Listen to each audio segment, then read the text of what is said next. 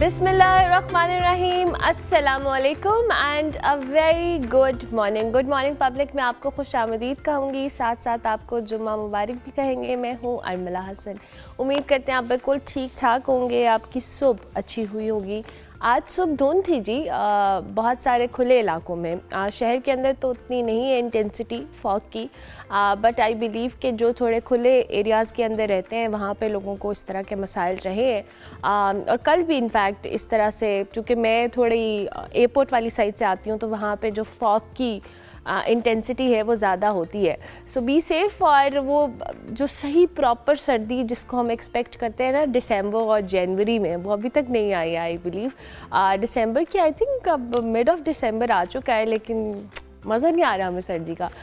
सो या ये वाली सूरत हाल है। अच्छा जी, आज जिस टॉपिक पे हमने बात करनी है ये बड़ा इम्पॉर्टेंट भी है, बहुत अलार्मिंग भी है। दुनिया भर में अपने कदीम और जदीद मयार की वजह से जो मशहूर हम इंग्लैंड की या बरतानवी यूनिवर्सिटी या तालीमी निज़ाम को हमेशा से जो पाकिस्तानी स्टूडेंट्स हैं उनके लिए बड़ी अट्रैक्शन रही है, मगर अब सूरत हाल कुछ यकसर बदल रही है। हालिया बरसों में जो सियासी पनाह की दरख्वास्तें हैं, जिसे हम साइलम कहते हैं, इसमें गैर मामूली इजाफा देखने में आ रहा है। उसके बाद जी बरतानिया ने पाकिस्तान और बांग्लादेश दोनों को हाई रिस्क कैटेगरी में शामिल कर दिया और कम से कम 9 बड़ी जो ब्रिटिश यूनिवर्सिटीज़ हैं उन्होंने नई पॉलिसी के तहत जो दाखिले हैं वो रोक दी हैं, जबकि पाकिस्तानी तलबा की तकरीबन 20% जो वीज़ा एप्लीकेशंस हैं और साथ साथ ये इनको मुस्तरद किया जा रहा है, जिसकी बड़ी वजूहात में पाकिस्तानी तलबा की जानिब से जो मैंने असाइलम का जिक्र किया उसके लिए दरख्वास्त देने का बढ़ता हुआ रुझान है।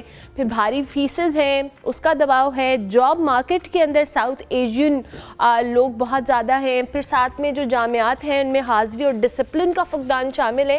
ये बहुत सारे फैक्टर्स हैं जिसकी वजह से ये जो ब्रिटिश हुकूमत है इन्होंने सख्त पॉलिसीज़ या कह लें फ़ैसले लेने पर मजबूर हो रही है। यूनिवर्सिटीज़ में जी सिर्फ उन तलबा को दाखिले की इजाज़त है जिनका मकसद सिर्फ तालीम साबित हो सकेगा, वरना उन्हें सख्त स्क्रूटनी के तहत रद्द कर दिया जाता है। अब यहाँ पे क्वेश्चन ये है कि क्या ये वक्ती तौर पर हम ये ट्रेंड देख रहे हैं कि जी ये ब्रिटिश यूनिवर्सिटीज़ के अंदर पाकिस्तानी स्टूडेंट्स के लिए चैलेंजेस हैं, लेकिन या फिर लॉन्गर रन के अंदर पाकिस्तानी स्टूडेंट्स को जिनका ख्वाब होता है कि वो बाहर जाएं, बरतानिया की यूनिवर्सिटीज़ में पढ़ें, अच्छी एजुकेशन लें, उसमें चैलेंजेस रहेंगे। डॉक्टर आयशा रज़ाक हमारे साथ मौजूद हैं, एजुकेशनिस्ट हैं, उनको हम खुश आमदीद कहेंगे। Thank you very much doctor Ayesha, बहुत शुक्रिया आपके वक्त का। डॉक्टर आयशा, ये जो बात है ये मैं चाहूँगी थोड़ा सा आप हमारे देखने वालों के लिए भी बताइएगा कि हम बहुत सारे यहाँ पे पाकिस्तानी स्टूडेंट्स स्ट्रगल करते हैं, विलिंग होते हैं कि जी हमने बाहर जाना है, इंग्लैंड की यूनिवर्सिटीज़ में पढ़ना है, लेकिन अब ये जो स्क्रूटनी वाला एक प्रोसेस स्टार्ट हो गया है जिसमें बांग्लादेश और पाकिस्तान हाई रिस्क कैटेगरी में इंक्लूड किए गए। जी, बहुत-बहुत शुक्रिया अमला बुलाने का और इस बारे में बात करने का। देखिए, सबसे पहले थोड़ी-सी एक क्लैरिफ़िकेशन दे दूँ कि एक तो ये कोई ब्लैंकेट बैन नहीं है। तो अगर किसी को ये परेशानी है कि अगर कोई जेन्युइन स्टूडेंट्स जिनका मकसद वही है जो कि वो अपनी वीज़ा एप्लीकेशन में क्लेम करते हैं कि हम जाके पढ़ाई करेंगे, तो ऐसी बात नहीं है कि अगर वीज़ा काउंसलर को या होम डिपार्टमेंट को वो इंडिकेटर्स नज़र आते हैं जो एक जेन्युइन स्टूडेंट के इंडिकेटर हैं, तो वो उनको मना करेंगे। ज़ाहिर है कई दफ़ा सही एप्लीकेशंस भी रिजेक्ट हो जाती हैं, लेकिन उसकी पॉसिबिलिटी कम होती है। जो मकसद इस पॉलिसी का नजर आ रहा है ना, वो ये है कि आप जेन्युइन स्टूडेंट्स को नॉन जेन्युइन स्टूडेंट्स से सेपरेट करें। तो देखिए, वो तो किसी भी मुल्क का वीज़ा सिस्टम जो होता है उसका मकसद ही ये होता है कि आप सिर्फ जेन्युइन केसेस, यानी कि वो लोग जो क्लेम कर रहे हैं कि हम इस काम के लिए आएंगे, वो उसी काम के लिए आएँ। तो अब अगर यहाँ से पाकिस्तान से या बांग्लादेश से या और मुल्कों से लोग उनके वीज़ा सिस्टम को गेम करने की कोशिश करते हैं या असाइलम सिस्टम को एक्सप्लॉइट करने की कोशिश करते हैं, तो ऑब्वियसली उसकी रिपरकशंस होंगी। उसके अंदर फिर यही होता है ना कि किसी ने गलत काम किया तो वो पूरी नेशनैलिटी का एक तरह का, क्योंकि 18-20% एक बहरहाल बड़ा नंबर है। जहाँ तक यूनिवर्सिटीज़ की आपने बात की ना, मैं एक क्लैरिफिकेशन और देती हूँ कि 7 से 9 यूनिवर्सिटीज़ जो लिस्ट में नज़र आ रही हैं, they are not all good universities. उसमें बहुत बेतहाशा यूनिवर्सिटीज़ आपको नज़र आ रही हैं, ज़्यादातर इनफैक्ट, जिनकी आप क्वालिटी डूबियस क्वालिटी है।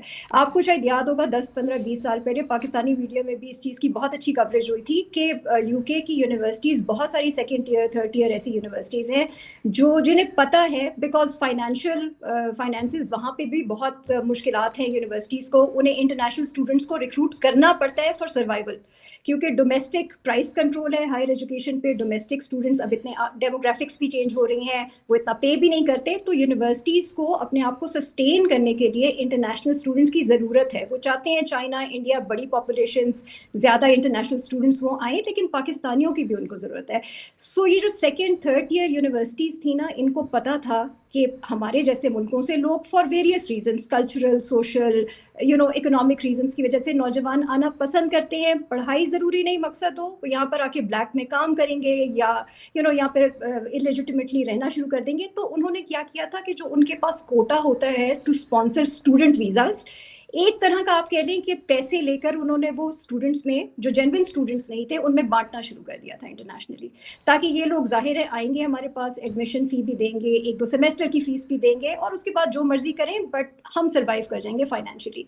तो ये पहले भी ये रिपोर्टिंग होती रही है, इस बार भी उन यूनिवर्सिटीज़ के नाम आपको नज़र आ रहे हैं जहाँ पर आपको नज़र आता है कि जो यहाँ पे अप्लाई करने वाले स्टूडेंट्स या नॉन जेन्युइन केसेस हैं, वो इन यूनिवर्सिटीज में ज्यादा अप्लाई कर रहे हैं क्योंकि शायद लैक्स क्राइटेरिया है एडमिशन का। तो हम एडमिशन ले लेंगे, वीजा ले लेंगे, चले जाएंगे वहां जाके असाइलम के लिए अप्लाई कर देंगे या और कोई कोई वो काम करेंगे जो हमें नहीं करना चाहिए इस वीजा पे।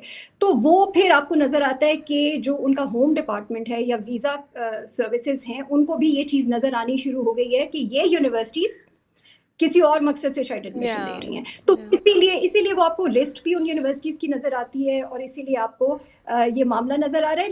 लेकिन उसमें परेशानी की बात, जेन्युइन स्टूडेंट्स को अनफॉर्चुनेटली कुछ जेन्युइन स्टूडेंट्स भी इस फोल्ड में आ जाएंगे। लेकिन बहरहाल आप किसी मुल्क की जाहिर है वीज़ा सिस्टम को मैनिपुलेट इस तरह से करें तो फिर उसकी रिपरकशन होगी। और आपकी बात वो भी बिल्कुल मुनासिब है, बिल्कुल ठीक है। वो आपको यूएस में नज़र आ रहा है, ऑस्ट्रेलिया में नज़र आ रहा है, कनाडा में नज़र आ रहा है, यूके में नज़र आ रहा है कि वो इमिग्रेशन पॉलिसीज़ भी स्ट्रिंजेंट होती जा रही हैं, क्योंकि उन्हें नज़र आ रहा है कि हम शायद लोगों को बहुत ज़्यादा फिल्टर करके नहीं ला रहे और उसकी वजह से हमारे पास प्रॉब्लम्स क्रिएट हो रही हैं। तो ऑफ कोर्स एवरी कंट्री वो अपने आप को प्रायोरिटाइज करेंगे।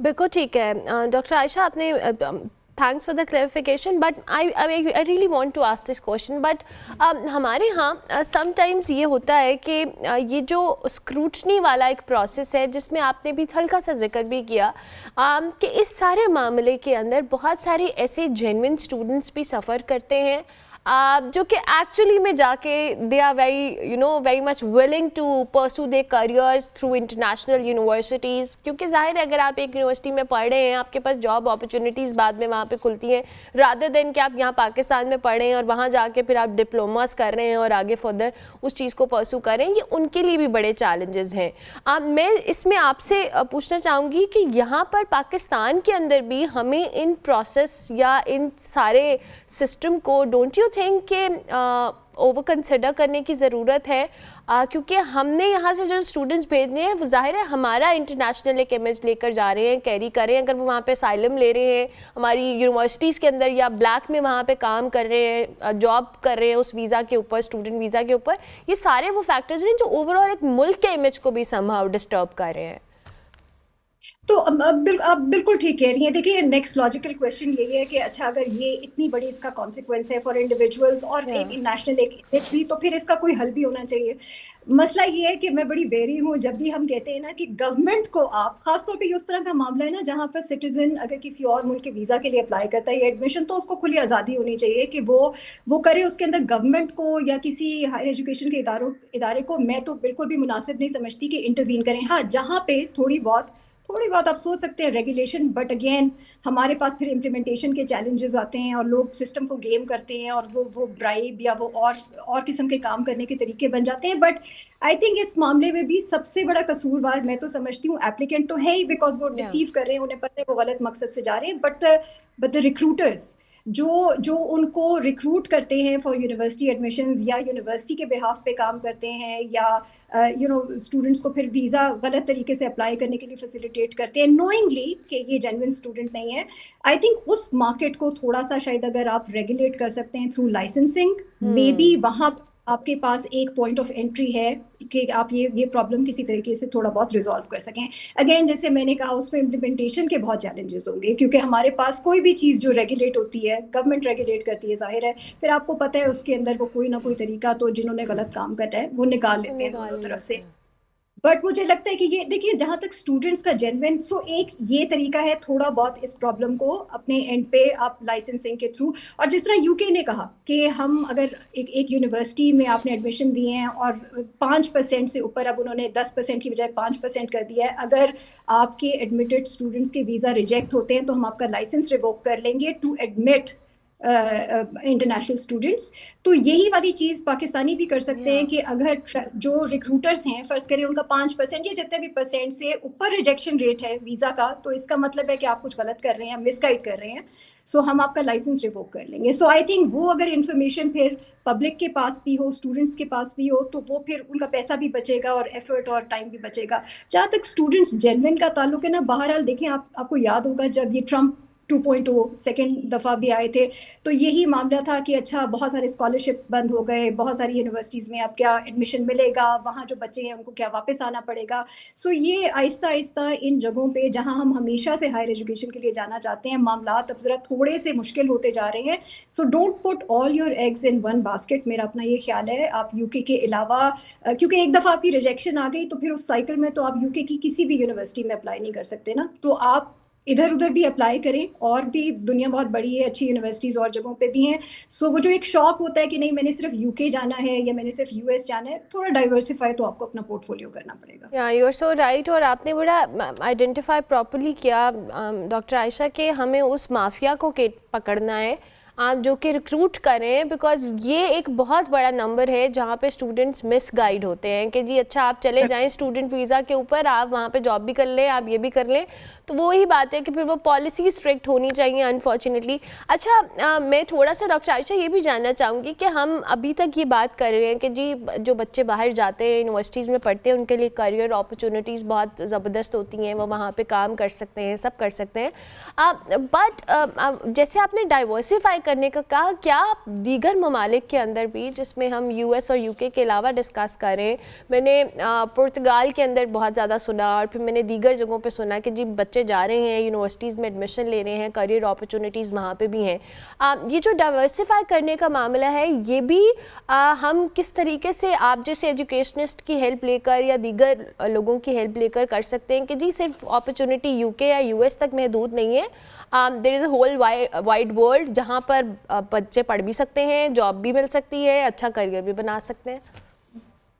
सो ये थोड़ा सा मुश्किल हो जाता है कहना कि कहाँ पर आपके करियर प्रॉस्पेक्ट्स बेहतर होंगे, क्योंकि वो तो आपको पता है कि वो आपने 4 साल की तालीम या जितने भी साल का आपका प्रोग्राम है आपने किया, उसके बाद उस मुल्क के अपने हालात भी कैसे हैं। अब जैसे हमें पता है कनाडा, ऑस्ट्रेलिया बड़े लोग जाया करते थे और बड़ा थोड़ा बहुत रिलेटिवली स्पीकिंग कनाडा वगैरह में आसान होता था इंटरनेशनल स्टूडेंट्स के लिए कि एक दफ़ा अच्छी यूनिवर्सिटी से डिग्री ली तो जॉब वो बड़ा होता था कि अच्छा हमें परमानेंट रेजिडेंसी भी मिल गई, जॉब भी मिल गई। But things are changing all over the world.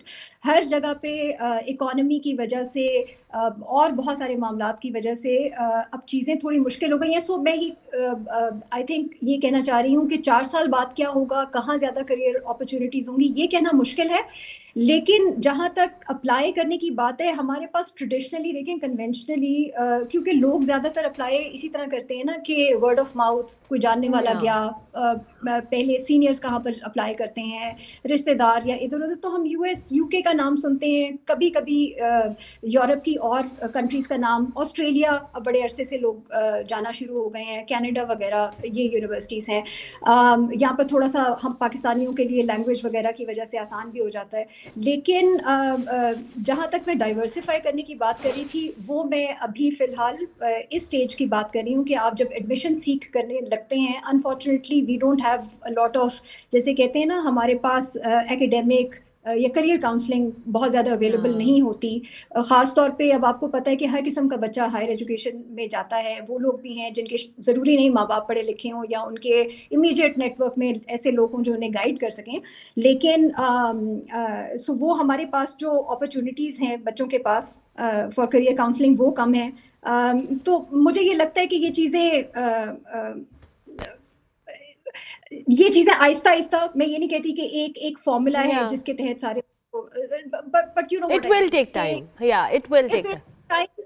और स्टूडेंट्स को अनफॉर्चुनेटली क्योंकि और कहीं से हेल्प मौजूद नहीं है तो ट्रैवल एजेंट्स के पास जाना पड़ता है। मेरा मार्केट में जो रिक्रूटर्स, डॉक्टर आयशा, सॉरी मैं आपको इंटरप्ट करी हूँ, मेरा सवाल भी यही वाला सवाल था कि हमारे यहाँ अनफॉर्चुनेटली अब internationally I am not sure about it, लेकिन पाकिस्तान के अंदर मेरा इत्तेफाक हुआ है बहुत सारी यूनिवर्सिटीज़ के स्टूडेंट्स से मतलब इंटरव्यूज़ करने का और सारा कुछ, बट आई बिलीव कि जो करियर काउंसलिंग है ये इतना एक बहुत बड़ा गैप है हमारे सिस्टम के अंदर, बिकॉज स्टूडेंट्स आते हैं, दे आर क्लूलेस। मतलब I was one of them, मैं खुद उनमें से एक थी कि मुझे बिल्कुल नहीं पता था कि what I am suppose to do in the future, मतलब मेरा करियर क्या होना चाहिए, मेरे पास कोई काउंसलिंग होनी चाहिए, मैंने यूनिवर्सिटी में जाना है तो मैंने एडमिशन्स के लिए कैसे अप्लाई करना है, मुझे जो मेरी बहन ने किया था या मेरी किसी कज़न ने किया था मैंने भी एग्जैक्टली वही किया, you know that sort of gap. इसकी वजह से इन गलत हाथों में ये स्टूडेंट्स भी जाते हैं, जो इन रिक्रूटर्स के पास जाते हैं और फिर वीज़ा एजेंट्स के पास जाते हैं, वो इनको सब बाग दिखाते हैं, दे यू नो स्पॉइल देमसेल्व्स। सो ये जो करियर काउंसलिंग है ये कितना इम्पॉर्टेंट एक गैप है जिसको हमें फिल करने की ज़रूरत है? बहुत इम्पॉर्टेंट है। और अब तो अमला ये रिकग्निशन जो है आपके पास, इट्स अ ग्लोबल वर्ल्ड, आप दूसरी तालीमी जो निज़ाम है उनसे सीखते हैं। कहने को हमारी यूनिवर्सिटीज़ ने थोड़ा बहुत, वैसे तो ये चीज़ें स्कूल से ही, हाई स्कूल से शुरू हो जाती हैं, लेकिन हमारे पास यूनिवर्सिटीज़ में कहने को अब करियर काउंसलिंग सेंटर्स खुल गए हैं और यू नो दफ्तर को छोटे मोटे चला भी रहे हैं, लेकिन लार्जली हमें पता है कि वो कोई बहुत वेल स्टाफ्ड, वेल रिसोर्स्ड दफ्तर नहीं होते। वहाँ से कोई बहुत ज़्यादा बच्चों को फैसिलिटेट नहीं किया जाता। बहुत हद तक मेरा अपना ये ख्याल है कि भी ख्याल है कि स्टूडेंट्स को थोड़ा सा इनिशिएटिव खुद भी लेना पड़ता है। बहरहाल ये लाइफ स्टेज आपकी वो होती है 20 साल, 21 साल, 22 साल, जहाँ पर आपको कुछ थोड़ा सा अपने करियर के बारे में, थोड़ा सा अपने फ्यूचर, हम और चीज़ों के लिए भी तो यू नो इंटरनेट को, हमारे पास जो और इंफॉर्मेशन गैदरिंग के वसाइल हैं उनको यूज़ करते हैं, तो थोड़ा बहुत आप अपने वसाइल को इस चीज़ के लिए भी इस्तेमाल करें कि आपको आगे पढ़ने के लिए या काम करने के लिए कहाँ पर जाना है, किस तरीके से आपने इंफॉर्मेशन असेस करनी है, किस तरह से आपने ये इंश्योर करना है कि आप यू नो गलत एक्सप्लॉइट ना हो। तो ये तो थोड़ा बहुत तो इसका आपको रिस्पॉन्सिबिलिटी स्टूडेंट को, उनके पेरेंट्स को लेनी पड़ेगी। लेकिन हाँ, हमारी यूनिवर्सिटीज़ में, हमारे स्कूलों के अंदर करियर काउंसलिंग, अगेन जैसे हमने कहा, हर किस्म का बच्चा आ रहा है, ज़रूरी नहीं उनके पास एक्सपोजर हो, तो ये चीज़ें स्ट्रेंथन करने की ज़रूरत है। लेकिन ईजियर सेड देन डन। आपको पता है कि हमारे मसाइल वैसे जो बेसिक मसाइल नहीं हल हो रहे, तो ये तो फिर देखते हैं कब हल होता है। बिल्कुल ठीक है, thank you very much doctor Ayesha, बहुत शुक्रिया आपके वक्त का।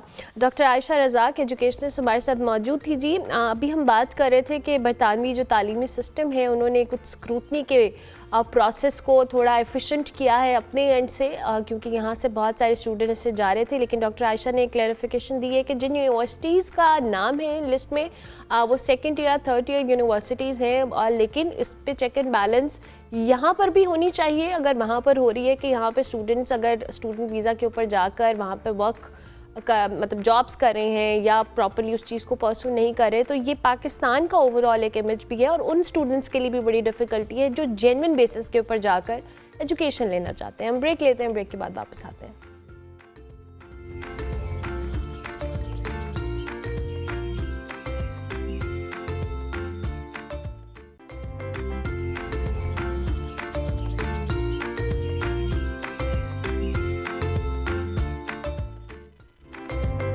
Welcome back to Good Morning Public. जी, ब्रेक के बाद वापस आ गए। हाल ही में नई दिल्ली में जी यूनेस्को की बैनुल हुकूमती कमेटी ने वादिय सिंध के कदीम साज बुरिंदो को आलमी गैर मादी सकाफती विरसे की फहरिस्त में शामिल किया है। बुरिंदो जो है सिंध का कदीम मट्टी से बना हुआ साज है जिसे कभी सहरा की हवा और चरवाहों की बांसुरी समझा जाता था।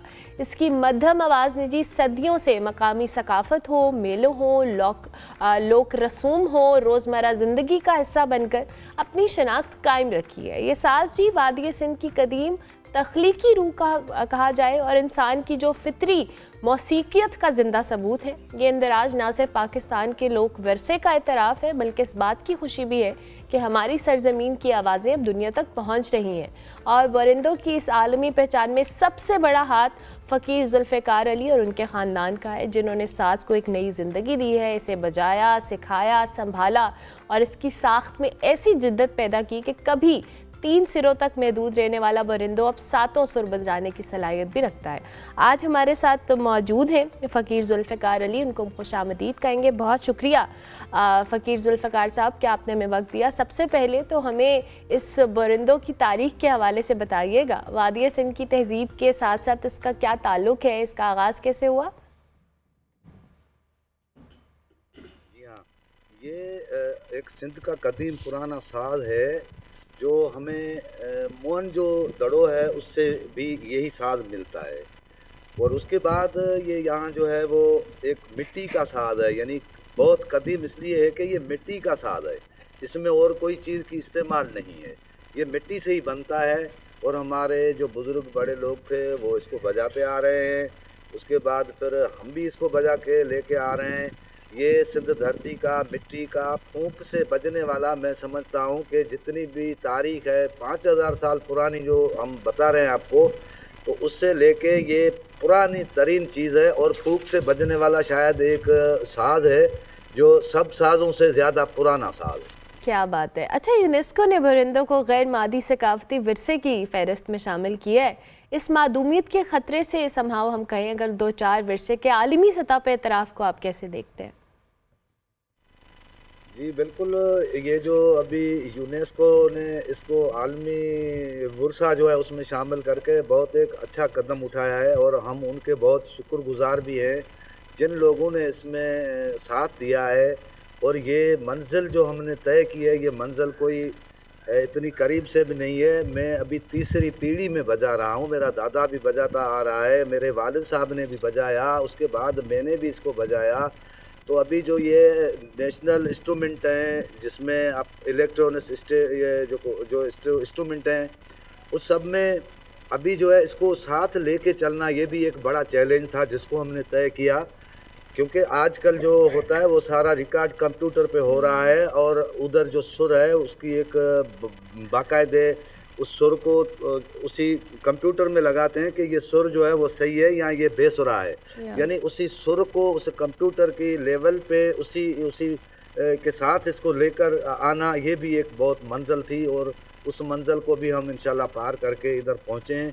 और इसमें सिर्फ मेरा ही नहीं है, लेकिन मेरे पास जो मेरे काशी का काम करने वाले कुम्हार हैं, अब्दुल सत्तार साहब हैं और चाचा अला जुड़ो साहब हैं, उनका भी बड़ा इसमें किरदार है। उसके बाद इसमें जो हुकूमत पाकिस्तान है, हुकूमत सिंध है, उनके जो लोग हैं उनका भी बड़ा एक किरदार है, उन्होंने भी लिखा है और पूरी जो आवाम है वो भी खुश हुई है। सिर्फ मैं नहीं खुश हुआ लेकिन हमारा पूरा मुल्क पाकिस्तान इस कदम पे खुश हुआ है और हमारी सिंध धरती के जो लोग हैं वो भी खुश हुए हैं।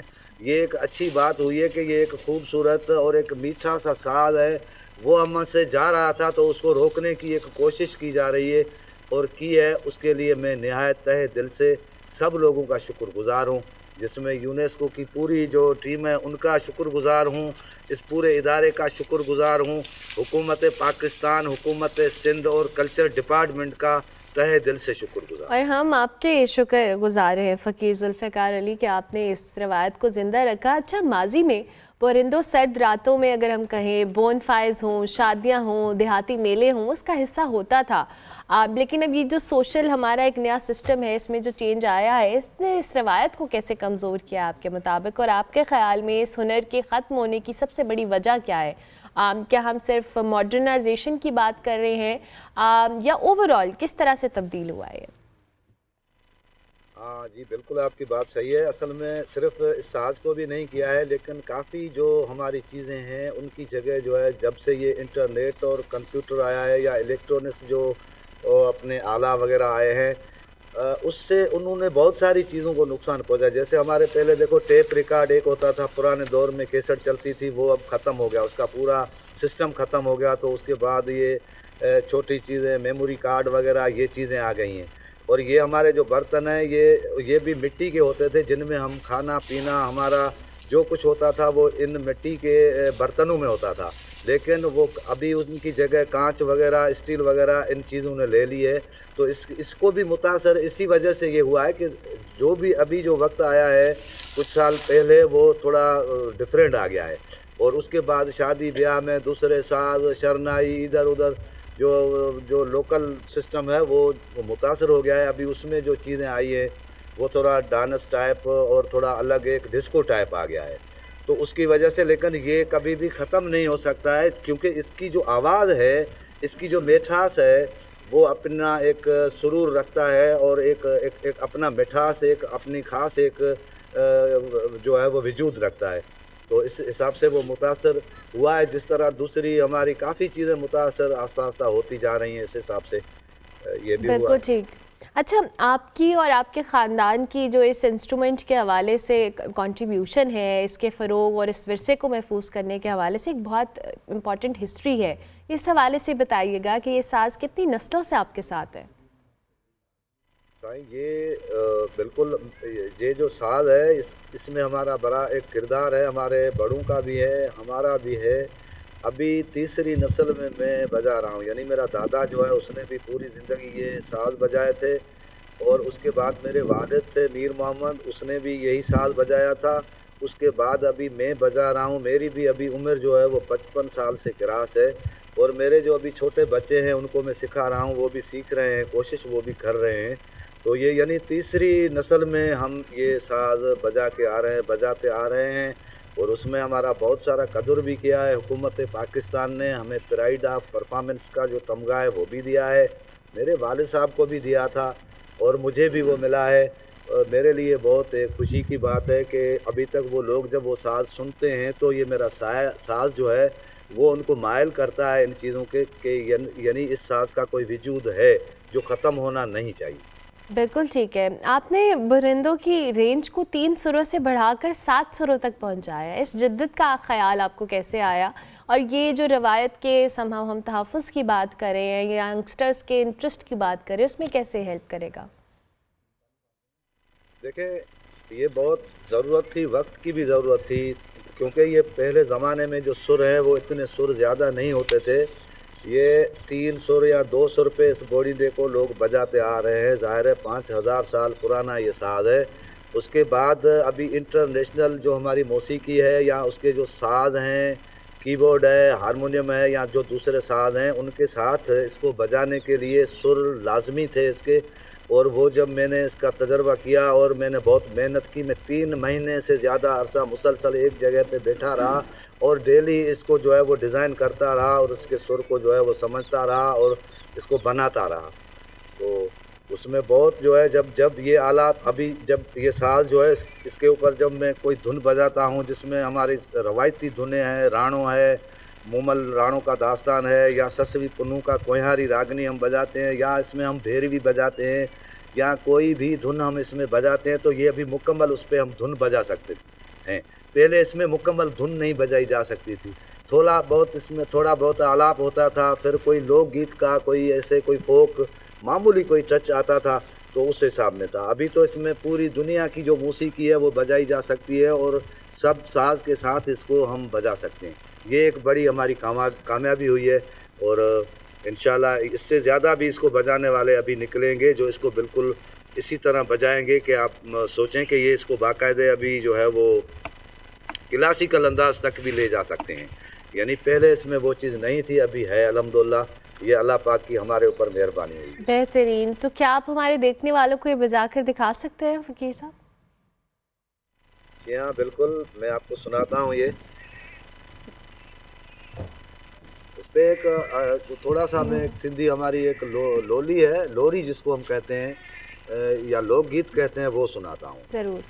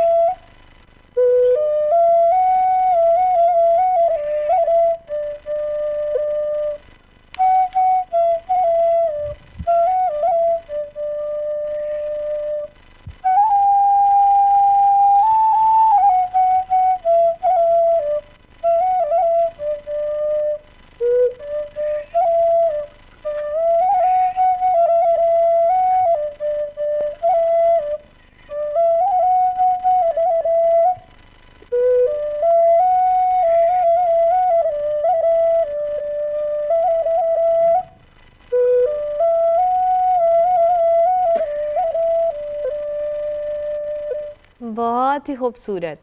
अच्छा, मेरा सवाल फ़कीर ज़ुल्फ़िकार अली साहब आपसे ये है कि हमारे साज़ों को आलमी सतह पर, जैसे हम अभी इस साज़ की बात कर रहे हैं कि रिकग्नाइज़ किया जा रहा है, मगर मकामी सतह पर आबादी का एक बहुत बड़ा हिस्सा है, ख़ास तौर पे अगर हम यंगस्टर्स की बात करें तो वो इससे नाकाफ़िल है। आप समझते हैं कि सिंध या वफाकी सतह के ऊपर जो सकाफ़ती इदारे हैं इस विरसे को महफूज करने के लिए कोई इक़दाम करें? खुशी की बात है हमारे लिए कि हमारा साल जो है वो आलमी शोहरत याफ्ता हो चुका है और आलमी जो वर्सा है कदीम चीज़ों का उसमें शामिल हो चुका है। ये एक बहुत खुशी की बात है। बाकी ये जो आपका सवाल है कि भाई ये यहाँ की जो गवर्नमेंट है या जो लोग हैं उन्होंने इसके लिए क्या किया है, या इसके लिए जो हमारे नौजवानों का एक बड़ा हिस्सा है वो बेखबर है। तो उसकी वजह यही है कि आजकल जो है वो बाज़ार में जो आलात मिलते हैं, बच्चा कोई शौक़ करता है तो उसको लेके देते हैं। ये चीज़ें बाज़ारों में अभी रही नहीं हैं, अवेलेबल नहीं हैं। उसकी वजह एक बड़ी ये भी है और उसके साथ उसकी वाक़फ़ियत भी नहीं है। तो अभी मीडिया पे जब ये आया है या यूनेस्को इसको अपना महफ़ूज़ किया, उसके बाद तो बहुत सारे लोगों को भी शौक़ हुआ है और बहुत सारे जो है नौजवान हैं वो इंशाल्लाह इससे वाक़फ़ भी हो जाएंगे। तो इसके लिए कोशिश करनी होगी। बाकी हमारा जो इदारे हैं गवर्नमेंट के वो भी इसके लिए काम करते हैं, लेकिन वो नाकाफ़ी काम होता है क्योंकि वो ऐसा काम नहीं है। इसको किसी प्रोग्राम में दिखा देते हैं इधर, या किसी दूसरी जगह पे कोई फंक्शन होता है साल में 1-2 दफ़ा तो उसमें दिखाते हैं, लेकिन बहुत सारे लोग उसमें बच्चे वगैरह वो होते ही नहीं हैं।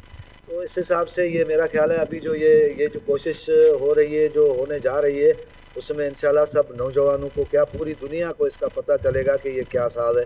क्योंकि मुझे वैसे भी लंदन में भी मेरे दोस्त हैं, वहाँ मुझे मंगवाते हैं, पहले भी मंगवाया था, अभी भी मेरे कुछ हबीस में कह रहे हैं उधर आओ। तो ये अभी जो है इंशाल्लाह ज़्यादातर चलेगा और सब लोगों को इसका पता भी चलेगा, पूरी दुनिया को चलेगा कि ये साज़ है हमारा, ये एक हमारी पहचान है, हमारे मुल्क की, हमारे इलाके की एक पहचान है। सो इंशाल्लाह हमारी पूरी ये कोशिश है कि हम इसको आगे लें। ज़बरदस्त। आखिर में आपके मुताबिक कम्युनिटी हो, तालीमी इदारे हों, हुकूमती सतह हो, कौन से ऐसे अमली इक़दाम हैं जो साज़ को दोबारा समहाउ एक ज़िंदा रवायत बनाने में हेल्प कर सकते हैं? जी हाँ, देखो अभी इसको जो है जो इदारे हैं हमारे तालीमी इदारे हैं, वहाँ उन्होंने कोशिश भी की है जाम शोरों में, वहाँ संपा के नाम से हमारा एक इदारा है, वहाँ भी मैं जाता हूँ और बच्चों को क्लासेस देने के लिए अभी हम कोशिश कर रहे हैं, बच्चों को भी लाने के लिए, कायल करने के लिए हम कर रहे हैं। इसमें जो है वो मीडिया का भी बहुत किरदार है, दूसरे जो हमारे अदीब, सुघड़, शायर जो लोग हैं उनका सबका इसमें हिस्सा है, तो उनको करना चाहिए। हमारे जो डिस्ट्रिक्ट कट हैं जैसे बदीन है, मिठी है, हैदराबाद है, कराची है, वहाँ पे सेंटर बनाने चाहिए, या बने हुए पहले जो सेंटर हैं उनमें इसको शामिल करके उधर जो है इसका बाकायदे क्लास इसके चलाएं और इसको मुतारफ़ कराएंगे ज़्यादा जो बच्चे हैं जिन्होंने अभी तक देखा नहीं है, क्योंकि ये पसमंदा इलाकों के जो इलाके हैं जहाँ हम रहते हैं, तो उस हिसाब से तो वो इंशाल्लाह हो जाएगा। ये इदारे अभी काम करना शुरू करेंगे, मुझे ये उम्मीद है कि ये साल हमारा इंशाल्लाह हर जगह पे, हर सेंटर पे जो है ना इसका क्लास होगा और हम जाएंगे वहाँ बच्चों को क्लास देंगे, तो इंशाल्लाह ये साल हमारा बच जाएगा। हमें बहुत बड़ी अभी उम्मीद हुई है कि इसको दोबारा जो है वो ज़िंदगी मिलेगी इंशाल्लाह और ये चलेगा सब इंशाल्लाह। बहुत शुक्रिया आपका फ़कीर ज़ुल्फ़िकार अली साहब, और क्या आप इस साज़ को ज़िंदा रखे हुए हैं, अपनी रवायत को बरकरार रखे हुए हैं, और आज आपने हमें प्रोग्राम में वक्त दिया। हम ब्रेक लेंगे, ब्रेक के बाद वापस आएंगे।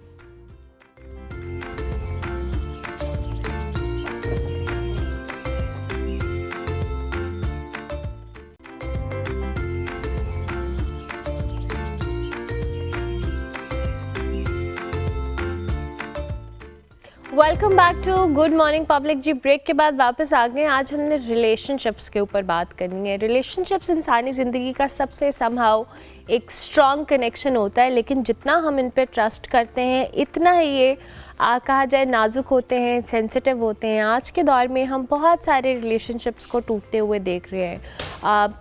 बिल्कुल एक छोटे टाइम के लिए कोई एक दूसरे के साथ होते हैं, चाहे वो शादी है, किसी भी तरह का रिलेशनशिप है, इवन आपकी फैमिलीज़ में कम्युनिकेशन की कमी हो, गलत फहमियाँ, और सबसे बढ़कर हमारी शख्सियात या हमारी पर्सनालिटी, ये वो खामोश एलिमेंट्स हैं जो ताल्लुकात को समहाउ कहीं ना कहीं इफ़ेक्ट करते हैं, या तो वीक कर देते हैं या मजबूत कर देते हैं। असल मसला ये नहीं होता, मसला है क्या कि हमारी जो आपस में हम जैसे मिजाज कहते हैं कि मिजाज नहीं मिल रहे, कोई ज़्यादा इमोशनल है, कोई फौरी तौर पे रिएक्ट कर देता है, किसी की पर्सनालिटी बहुत काम है, कोई बहुत ओवर थिंक कर रहा है, कोई बहुत ओवर सेंसिटिव है। ये वो फैक्टर्स हैं या इंडिविजुअल पर्सनालिटी ट्रेट्स हैं जो समहाउ जब एक लोग इकट्ठे होते हैं किसी रिलेशनशिप में, चाहे वो फैमिली है, पेरेंट्स हैं, सिबलिंग्स हैं, एनी सॉर्ट ऑफ रिलेशनशिप, वो इसको समहाउ वीक कर देते हैं। आज हमने इसी पे बात करनी है। सारा इसाक हमारे साथ मौजूद हैं, क्लिनिकल साइकोलॉजिस्ट हैं, उनको हम खुश आमदीद कहेंगे। अस्सलाम वालेकुम सारा। वालेकुम अस्सलाम। कैसी हैं आप? मैं ठीक ठाक। सारा, ये हमने बड़ा एक वैसे तो हमारी बहुत सारी रिलेशनशिप्स के ऊपर बातें होती हैं, बट आई बिलीव कि विद टाइम जैसे जैसे हम मॉडर्न वर्ल्ड में आ रहे हैं, हम आ चुके हैं, इनफैक्ट हमारे रिलेशनशिप्स का जो क्राइटेरिया है वो भी बड़ा डिफरेंट हो गया है, और जो कम्युनिकेशन गैप समहाउ कह लें या सेंसिटिविटी कह लें वो भी बहुत ज़्यादा बढ़ गई है। पहले तो हम एक बात नॉर्मलाइज कर लेते हैं कि रिलेशनशिप्स के अंदर जो भी रिलेशनशिप्स है वो रोमांटिक हो या फ्रेंडशिप हो, उसके अंदर रप्चर्स आने ही आने हैं। लेकिन इसमें ज़िम्मेदारी कौन कितनी लेता है, रिस्पॉन्सिबिलिटी कौन कितनी लेता है उसको रिपेयर करने की, उस पर ज़्यादातर इन्हसार है कि आपका रिलेशनशिप कितना मेंटेन होता है। ज़्यादातर हम अगर हम क्लाइंट्स की बात करें तो एक ही इंसान के ऊपर सारा इमोशनल लोड होता है कि उसी ने रिलेशनशिप को रिपेयर करने की अकाउंटेबिलिटी भी उसने लेनी है और वो इमोशनल लेबर भी उसने दोनों के हिस्से की करनी है। तो जब हम ये पैटर्न देखते हैं, एक फ़िक्स पोजीशन है कि एक अगर रिलेशनशिप को डैमेज कर रहा है और दूसरा उसको रिपेयर करने की कोशिश कर रहा है, तो एक इंसान बहुत ज़्यादा बर्नआउट भी हो जाता है। और कुछ मौक़ों पर वो अपने आप से ये क्वेश्चन भी करते हैं कि मुझे इस ताल्लुक़ की ज़रूरत क्या थी कि मैंने उस हिस्से का उसके हिस्से का काम भी करना है, अपने हिस्से का काम भी करना है। तो ये एक बुनियाद बनती है जब एक का बर्नआउट आ जाए और दूसरा ना अकाउंटेबिलिटी लेने को तैयार हो और ना ही कोई रिपेयर करने की अटेम्प्ट्स करे। एक तो ये चीज़ है कि हम रप्चर्स को नॉर्मलाइज करें कि ये नहीं है कि अब ताल्लुक ख़त्म हो गया, आपने जिम्मेदारी लेनी, यानी क्राइसिस मैनेजमेंट आनी चाहिए आपको सिचुएशन या रिलेशनशिप्स में, आई बिलीव। अच्छा सारा, हमने हमेशा ये चीज़ ऑब्ज़र्व की है कि हमारी जो जनरेशनल एक चीज़ चल रही होती है कि मेरे पेरेंट्स ने अगर ऐसे किया है तो आगे मैं भी वैसी चीज़ करूँगी। अब वो जो एक इमोशनल अवेयरनेस आती है विद टाइम, हम अनफॉर्चुनेटली उसी क्लीशे में उलझे हुए हैं कि जो हमारे पेरेंट्स जैसे अपने क्राइसिस मैनेज करते थे हमने भी उस चीज़ को किया है। हालांकि बहुत सारी चीज़ें विद टाइम डिफरेंशिएट हो गई हैं। बिल्कुल, प्रॉब्लम सॉल्विंग आपकी पर्सनैलिटी पे भी बड़ी डिपेंड करती है और आपके पेरेंट्स कैसे प्रॉब्लम सॉल्व करते हैं तो वो भी बहुत डिपेंड करता है। पर्सनैलिटी ट्रेट्स की जब हम बात करें तो एक मतलब हम आजकल देखते हैं कि सबसे ज़्यादा स्टेबल रिलेशनशिप किसी का कितना, चलो 2 माह 3 माह, very unfortunate, you are so right. हाँ बिल्कुल। और उसके अंदर हम देखते हैं कुछ हम रिलेशनशिप्स देखते हैं जिसमें दोनों बहुत ज़्यादा हमें लग रहा है बहुत ज़्यादा मोहब्बत में आई, तो परफेक्ट कपल है, they are marrying out of love. लेकिन जब हम देखते हैं कि ये जो है आइडियलाइजेशन और एक डीवैल्यूएशन का एक पैटर्न होता है लोगों की ज़ात में। अगर किसी ने आपको गॉडेस के पेडेस्टल पे बिठा दिया ना कि ये एक परफेक्ट ह्यूमन बीइंग और आपकी वो ऐसे कर रहा है जैसे पूजा चल रही है, ये इसकी वैलिडेशन तो हम बहुत लेते हैं और हमें लगता है कि शायद ये मोहब्बत है, लेकिन जिस इंटेंसिटी से वो आइडियलाइज करना है वो उसी इंटेंसिटी से आपने डीवैल्यू भी होना है और आपने ह्यूमिलिएट होकर डिस्कार्ड भी होना है। तो वो एक बड़ा ही painful process and that is a part of a personality. तो ये पहला रेड फ्लैग आपकी जब भी आप पार्टनर को देखें, अगर यू आर गॉडेस या गॉड, तो ये पेडेस्टल पे उसने आपको बिठा दी, वो आपसे परफेक्शन ही एक्सपेक्ट कर रहा है, वो आपको इंसान होने का मार्जिन नहीं दे रहा। क्योंकि अगर इंसान आपको कबूल कर लिया तो आपकी नीड्स भी हैं, आप एक फेलेबल ह्यूमन बीइंग है, आपसे गलतियाँ भी हो सकती हैं, तो they are not ready to accept it. और जहाँ जहाँ आपकी वो फेलेबिलिटी या एरर्स उनको नजर आएंगे वो डिसअपॉइंट होते जाएंगे, अच्छा ये इतना परफेक्ट नहीं है जितना मैंने सोचा हुआ था। और फिर वो डीवैल्यूएशन स्टार्ट होती है और फिर वो या तो ब्लैक एंड वाइट थिंकिंग भी इसमें आ जाती है कि या तो आप परफेक्ट हैं या आप बिल्कुल ही कोई वर्थलेस इंसान है, देन दे विल डीवैल्यू। अच्छा सारा, अब आपने ये जो पॉइंट रेस किया, मेरा इस पर बहुत सवाल है। मैंने देखा है कि रिलेशनशिप में, मैं हस्बैंड वाइफ के रिलेशनशिप या किसी भी रोमांटिक रिलेशनशिप की बात कर रही हूँ, समहाउ ये होता है कि जी एक शख्स है, आपने उसको एकदम से आसमान पे बिठा दिया है और जो ये गॉडेस पेंसिल पे कि बस मेरी ज़िंदगी जीना मरना सब यही है, मतलब ये एक इंसान है और मेरी ज़िंदगी इसके इर्द गिर्द रिवॉल्व करती है। और फिर एकदम से आपकी पर्सनालिटी में स्विच आते हैं और आप you treat the other person somehow कि वो एग्जिस्ट ही नहीं कर रहा। बिल्कुल। और ये जो पर्सनालिटी ट्रेट है ये बहुत ज़्यादा है आजकल लोगों में, बहुत ज़्यादा। और ये ऐसे ही है जैसे पार्टनर्स क्लाइंट्स आपके पास आएंगे, वो कहेंगे ये बंदा अनरिकग्नाइजेबल है कि मैं नहीं पहचान सकती कौन है। हाँ। या तो ये है, ये आइडियलाइजेशन डीवैल्यूएशन का ही पैटर्न चल रहा है। तो सबसे पहले तो आपने ये देखना है कि रेड फ्लैग के साथ कमिटमेंट नहीं होती, ना ताल्लुक मेंटेन होता है। वो आप प्रोजेक्ट खा के मेंटेन कर लें तो कर लें, लेकिन एक अनस्टेबल अगर पार्टनर है तो मेंटेन नहीं हो सकता। और पहला रेड फ्लैग यही है कि आप किसी को पेडेस्टल पे बिठा दें या उसे आइडियलाइज़ करना शुरू कर दें। तो आप, अगर आपको ये नज़र आ रहा है अपने पार्टनर के अंदर, तो वहाँ से भाग जाएं या बाउंड्री सेट करें वहाँ पे। अच्छा, अब मसला ये है कि अब बहुत सारे लोग जब शादी नहीं हुई या रिलेशनशिप को ऐसे ऑफिशियल नहीं है, आपस में बात करें, इंटरेक्ट करें, ज़ाहिर है जब तक आप किसी इंसान के साथ रह नहीं रहे हैं, यू डोंट नो कि उसकी पर्सनालिटी ट्रेट्स क्या है। शायद वो 2-3 घंटे के लिए आपसे मिल रहा है या 6 घंटे के लिए मिल रहा है, उसकी पर्सनालिटी उन 6 घंटों में बहुत डिफरेंट है। इसीलिए लोग नॉर्मली कहते हैं कि जी शादी के बाद चीज़ें ज़्यादा बेहतर तौर पे आपको क्लैरिटी मिलती है। आप यहाँ पर मुझे लगता है आदमी हो या औरत हो, यहाँ पे साइकोलॉजिकल अवेयरनेस इस हवाले से होना कि शादी के बाद चीज़ें बड़ी चेंज होती हैं rather than judging someone before marriage. बिल्कुल, कई बार हम देखते हैं कि आपका ताल्लुक बेशक बहुत अच्छा चल रहा है, फ्रेंड्स हैं बहुत अच्छे, लेकिन उस रोल के अंदर जब आए हैं तो वो ताल्लुक नहीं चला, वो 1 साल भी नहीं चला, और इतनी ब्रूटल, इतनी अगली डिवोर्सेज हुई हैं उसकी। तो ज़रूरी नहीं है कि वो कंपैटिबल हो एज अ रोमांटिक पार्टनर भी। और उसके अंदर ज़्यादा ये चीज़ आती है कि आप रिस्पॉन्सिबिलिटी कितनी लेते हैं, अकाउंटेबिलिटी कितनी लेते हैं चीज़ों की। लेकिन अगर आप नहीं ले पा रहे, ज़्यादातर रिलेशन मैंने बड़े कन्वीनियंस बेस्ड भी देखे हैं कि मैं तब तक तुम्हारे साथ हूँ when you are your best self, तुम मुझे वैलिडेट कर रही हो, तुम मुझे सब कुछ दे रही हो, यू आर फाइन। जब तुम्हारा कोई क्रैश आया या तुम्हारे कोई मेंटल हेल्थ प्रॉब्लम्स आए या यू नीड समथिंग या आपकी कोई नीड सरफेस की है, तो फिर मैं कहूँगा नहीं, मुझे तो ये बैड वाइब्स नहीं चाहिए, I am protecting my self, तो मैं तो बाउंड्री करने लगा हूँ यहाँ पे। तो वो एक कन्वीनियंस बेस्ड रिलेशनशिप्स मैंने देखे हैं कि थ्रू थिक एंड थिन वो सर्वाइव नहीं कर पाते।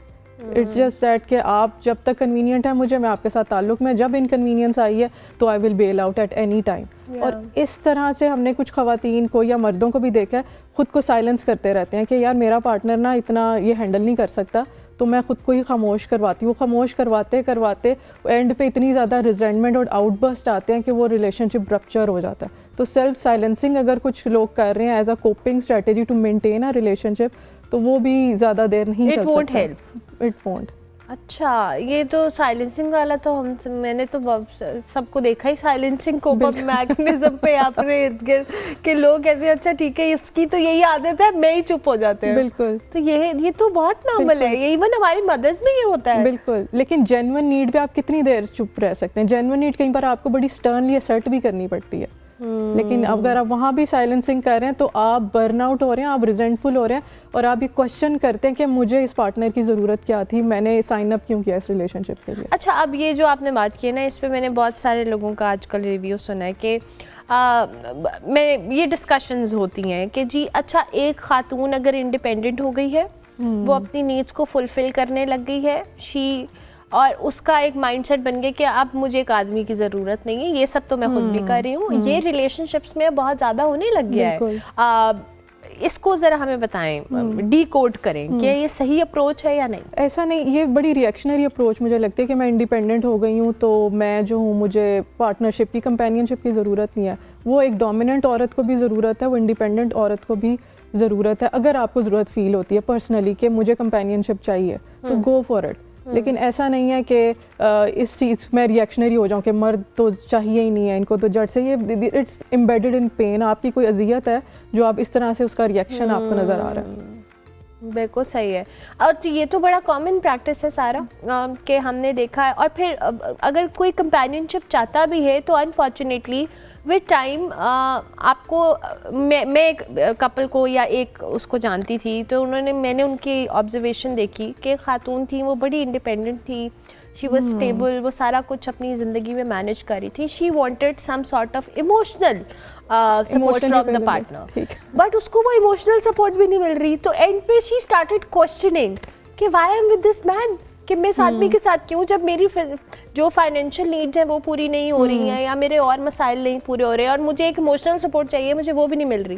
तो ये वाले केसेस भी बहुत ज्यादा आने लग गए हैं। बिल्कुल, पार्टनर इमोशनली अनअवेलेबल है, पार्टनर अवॉइडेंट है, तो दे विल क्वेश्चन कि मुझे क्या मिल रहा है इस मैरिज के अंदर। एग्जैक्टली। और मैरिज की बुनियाद है यूटिलिटी, कि मुझे पार्टनर क्या ऑफर कर सकता है, trust and utility. If they are not offering anything, तो मेरा ख्याल है कि आपका वो चीज़ आ जाती है कि इट और इसको ये चीज़ डेफिनेटली गलत है, बट कैसे इसको कोप अप कैसे किया जाए? कुछ चीज़ें, फॉर एग्जांपल कुछ पार्टनर्स है, they are open, they are very flexible, तो वो आपकी नीड्स के बारे में दे आर इंटरेस्टेड कि आपकी क्या इमोशनल नीड्स हैं, जब आपका डिस्ट्रेस आता है आप मुझसे क्या चाहते हैं। तो कुछ लोग लर्न कर जाते हैं, if the partner wants you, understanding है और वो they are very certain about you कि I want to live with this person, तो वहाँ पे वो कर लेते हैं, लर्न भी कर लेते हैं। लेकिन कुछ पर्सनैलिटी के अगर ट्रेड्स हैं और डीप सीटेड चाइल्डहुड इशूज़ हैं, तो वहाँ पे अगर आप कहें कि मैं इसको तब्दील कर लूँ या मोहब्बत दूंगी या वैलिडेट करूँगी तो तब्दील हो जाएगा या बहुत ही डिफरेंट पर्सन बन जाएगा, तो वो नहीं बनेगा। ठीक है, अब मुझे इन द एंड हम इसके सोल्यूशन पे आते हैं कि अगर आपने रिलेशनशिप को लॉन्ग लास्टिंग करना है, एक मैं कहती हूँ सब कुछ फैंटेसी नहीं है, बट स्टिल आपने उसको वर्कआउट करना है, अगर आपका इंटेंट है, व्हाट शुड पीपल डू? सबसे पहली चीज़ है कि आप रिस्पॉन्सिबिलिटी कितनी लेते हैं उसको वर्क कराने के लिए। सिर्फ कंपेनियनशिप में आ जाना, शादी कर लेना, इट्स नॉट इनफ। उसके अंदर ये, अगर आप कोई डिफ़िकल्ट कॉन्वर्सेशन करें, कॉन्फ्लिक्ट आ गया है, हो ही नहीं सकता कि आप एक दूसरे को ऑफेंड ना करें।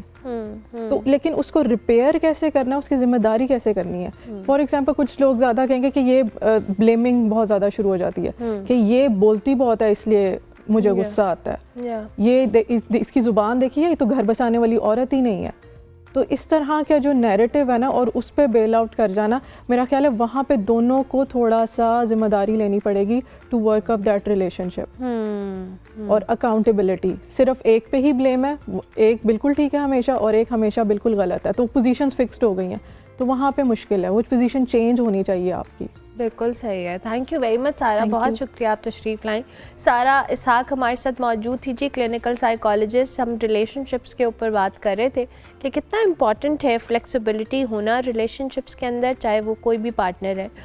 ब्रेक लेते हैं, ब्रेक के बाद वापस आते हैं।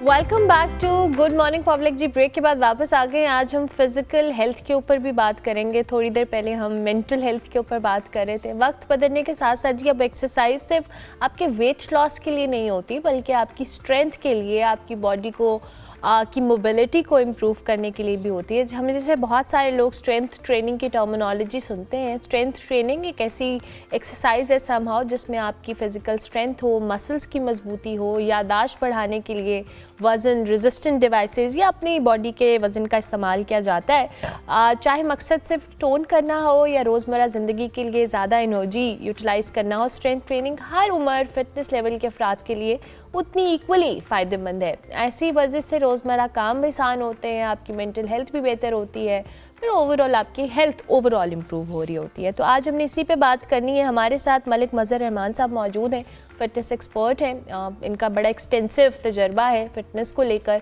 बहुत सारे सेलिब्रिटीज़ को भी ट्रेन करते हैं। इस वक्त हमारे स्टूडियोज़ में मौजूद हैं। अस्सलाम वालेकुम जी। वालेकुम सलाम। थैंक यू वेरी मच, बहुत शुक्रिया। थैंक यू वेरी मच जी, मुझे इनवाइट करने के लिए पब्लिक न्यूज़ पे, and I am very happy and I am very glad that मैं अपनी पाकिस्तानी अवाम को बता सकूं कि किस तरीके से, एज यू सेड, कि वेट लूज़ करना is not everything. You have to stay firm, you have to be energetic. आपके पास एनर्जी होनी चाहिए रोज़मर्रा के काम करने के लिए। It's not only body building and stuff like that. तो देखें, स्पेशली पीपल ओवर 40, पीपल जो लोग हमारे ख़वातीन हज़रात 40 साल से ऊपर हैं, उनका माइंड सेट बन गया है विच इज़ रॉन्ग कि आई एम ओवर 40, अब मैंने कुछ नहीं करना, अब मैं इस एज में, which is absolutely wrong. You can stay fit until the age of 70-75। बहुत सारे पाकिस्तान के लोग हैं जिनको आप भी जानती हैं, मैं भी जानता हूँ, and they're in 70s, they're in 60s, and they're in beautiful shape. So in order for you to stay fit, you अपने mind setup जो है ना अपना वैसा होना चाहिए कि your body is your temple, your physique is your temple. You have to respect that. इसकी respect करनी है, इसको आपने ignore नहीं करना. This is God gifted. अल्लाह ताला ने आपको अगर आपके अज़ाब पूरे काम कर रहे हैं तो अल्हम्दुलिल्लाह, this is the blessing of Allah सुब्हानहू ताला. तो आप इसको रिस्पेक्टिंग, थोड़ी थोड़ी चीज़ें हैं जो अगर आप उनको फॉलो कर लें तो आप फिट भी रहेंगे, एनर्जेटिक भी रहेंगे, बूढ़े भी नहीं जल्दी होंगे. तो चाहे जैसी मर्ज़ी ग़ज़ाएँ खा रहे हैं आप, ये देखें process food is everywhere, not only in Pakistan. America और यूरोप में भी यही प्रॉब्लम चल रही है. और अगर हम ओबेसिटी की तरफ आएँ, मोटापे की तरफ, तो अमेरिका में सबसे ज़्यादा है. तो लेकिन द थिंग इज़ कि लाइक इसको बीट कैसे करना है. तो देयर आर सर्टेन वेज. कुछ अगर आप कुछ एक्सप्लेन कर पाए. हाँ देखें, सबसे पहले द मोस्ट इम्पॉर्टेंट मील जो है ना, विच इज़ ब्रेकफास्ट. तो हमारे लोग जो मैं नोटिस कर रहा हूँ, आई लिव इन पंजाब इन लाहौर, सुबह का ब्रेकफास्ट करते नहीं है. सिर्फ चाय पी ली, रस खा लिए, बिस्किट ले लिए, कुलचा खा लिया और चले गए, घर से निकल गए. तो वो सबसे बड़ी गलती है. देखें, आप सुबह उठते हैं, you need fibre, very important, potassium, magnesium. ये इतना इम्पॉर्टेंट है कि ये सारा दिन आपको एनर्जाइज रखेगा. आप थकेंगे नहीं. आप ऑफिस की जॉब लगा लें, 9 to 5 job. Young guys and girls, they're in 30s, they're in 20s, and they're tired. कमर में दर्द हो रही है, टांगों में दर्द हो रही है, उठा नहीं जा रहा, बैठा नहीं जा रहा, नींद आ रही है. तो इसको बीट करने के लिए कि एक saying है, you are what you eat. Yeah.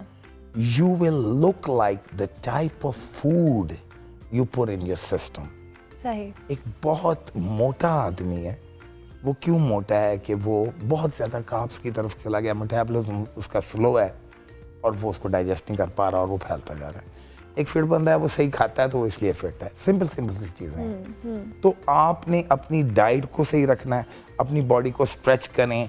You don't have to go to the gym every day. Time नहीं होता लोगों के पास, लोग घर रोज़मर्रा के कामों में बिजी होते हैं. घर में कुछ सडन एक्सरसाइज हैं आप अपने घर में कर लें. You don't have to go to the gym all the time. And before going to bed, that's another second important thing. Before going to bed, you have to do certain exercises. It's very simple. You can do it in your bedroom. You can do it in your drawing room, living room. You can do it anywhere.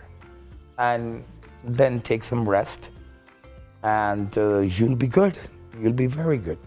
So basically these are the things.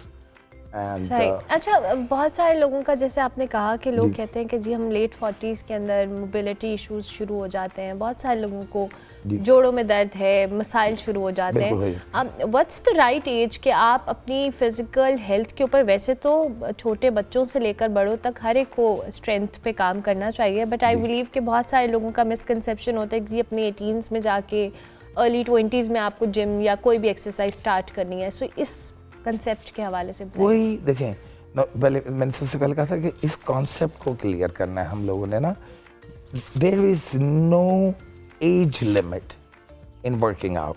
You can start in the you can start in the age of 17, 18 till 70, 75 years old. अच्छा, now especially people over 35, you have systems in your body.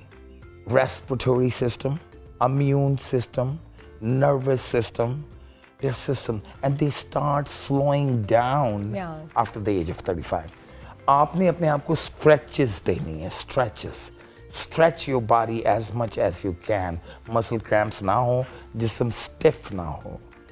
So you have to do stretches, easy stretches. Male, female, old, young, middle age, doesn't matter. They are very simple. इसका फ़ायदा बेइंतहा है. तो आप stretches करना चाहिए इंसान को. And young, middle age, old, age doesn't matter. बिल्कुल ठीक है. बहुत सारे लोगों का अभी तक ये आइडिया है कि जी अगर आपने पतले होना है तो आपने एक्सरसाइज करनी है. पतले होना, ये बहुत सारे घर में ख़वातीन होती हैं, उनकी भी कि जी हम रोज़मर्रा रूटीन का काम तो कर रहे हैं, हम जो टिपिकली डेडिकेट होकर अपने आप को फोकस होकर जो एक्सरसाइज करती हैं वो नहीं करती हैं, वो रोज़मर्रा ज़िंदगी के कामों को ही अपनी फ़िज़िकल एक्टिविटी समझती हैं, उनको आप क्या कहेंगे? अच्छा, अब एक छोटी सी चीज़ है, यहाँ पे गांव के लोग आपने देखा होंगे वो घरों में तपड़ी लगाते हैं, लगाती हैं ख़वातीन, वो इतनी के बेहतर एक्सरसाइज है मैं आपको बता नहीं सकता। That is very good. अब सिर्फ खाना बना लेना या कपड़े धो के लटका देना या अभी थोड़ी सफाई कर लेनी, दैट इज नो, वो नहीं। आपने अपनी बॉडी को स्ट्रेचेस देनी है, आपने ज़रा कोशिश करें पोटेशियम वगैरह यूज़ करें। Potassium give you energy. केले में होता है पोटेशियम, कितनी सस्ती सी चीज़ है केला। फाइबर ले लें, दलिया वगैरह खाएं, उससे देखें। When I become a physical trainer, of course I was abroad. वहाँ पे ना हमें सिखाया जाता था, बताया जाता था, इंटेस्टिन्स आपके इंटेस्टिन्स जो हैं, आपकी आंतड़ियों को फाइबर ऐसे क्लीन करता है जैसे आप दांत साफ कर रहे होते हैं ना, वो प्लैक वगैरह उतार रहा होता है, वो ऐसे आपकी ऑर्टरीज को क्लीन कर रहा होता है। तो fibre is one of the very important, आप अपने खाने में उसको रखें, करें।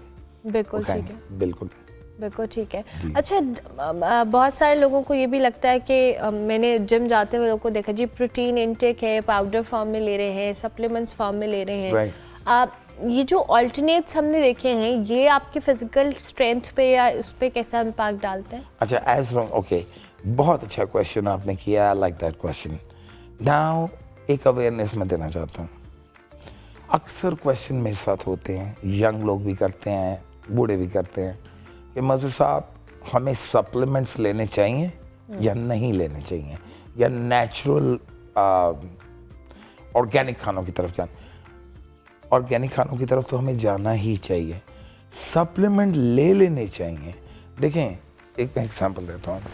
एक फॉर एग्जांपल मटन कढ़ाई है, राइट, मटन कढ़ाई है, 1 किलो की मटन कढ़ाई, तो वो इतनी सारी बोटियाँ खा के और आप साथ उसके नान और वो सोडियम और ये वो, तो आप अगर 2 चमचे प्रोटीन पाउडर के ले लेंगे तो वो थोड़ा सा होगा और उसके अंदर वही स्ट्रेंथ आपको मिल जाएगी। तो बेहतर है अच्छा नेम ब्रांड, अच्छा वेल रिकग्नाइज्ड ब्रांड हो, उसका प्रोटीन लें, ओमेगा 3 लें, fish oil which is very good for your heart, skin, nail, hair and collagen आजकल आ गया।